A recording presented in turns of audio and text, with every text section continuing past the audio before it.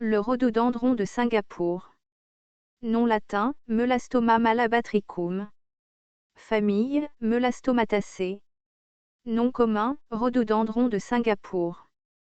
Propriétés thérapeutiques.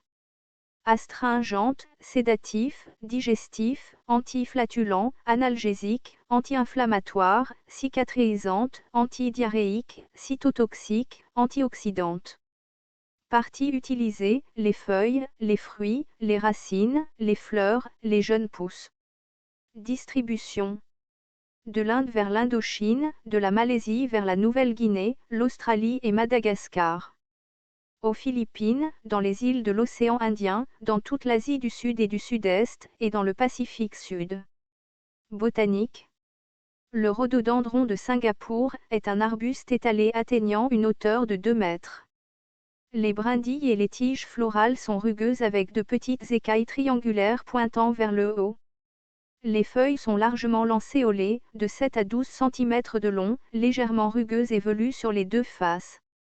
Les fleurs mesurent 4 à 7 cm de diamètre, sont groupées et mauve-pourpre. Le calice est étroitement fixé avec des écailles courtes, pelucheuses, soyeuses ou argentées. Le fruit est ovoïde, large d'environ 6 mm et pulpeux à l'intérieur. Constituants. L'étude rapporte l'extraction de 3 classes de composés, les triterpénoïdes, les glycolipides et les flavonoïdes, des feuilles et des fleurs.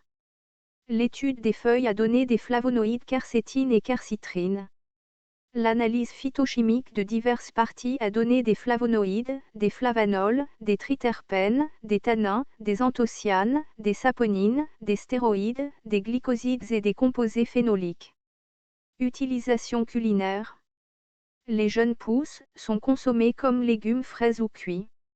La pulpe charnue du fruit mûr est consommée fraîche. Elle a une saveur douce, mais légèrement astringente. Le fruit est charnu, contenant une pulpe douce bleu foncé, avec des graines d'orange. La chair du fruit est plutôt sucrée, et légèrement astringente. Les graines sont finement recouvertes de chair rouge, tachant la bouche lorsqu'elles sont consommées.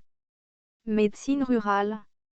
La plante est souvent utilisée en médecine en Asie, où elle est particulièrement appréciée pour ses propriétés astringentes. Une décoction de feuilles, seule ou en combinaison avec d'autres plantes, est utilisée dans le traitement des maux d'estomac, de l'indigestion, de la dysenterie diarrhéique et de la leucorrhée.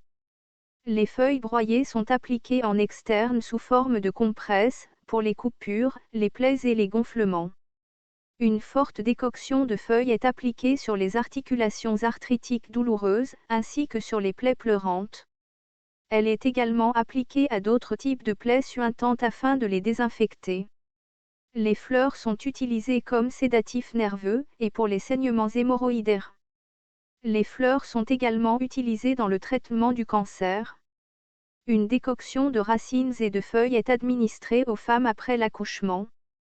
Les feuilles et les racines en poudre peuvent être saupoudrées sur les plaies.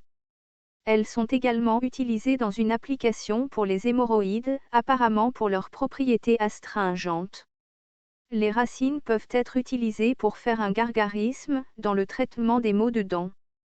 Danger, aucun connu à ce jour.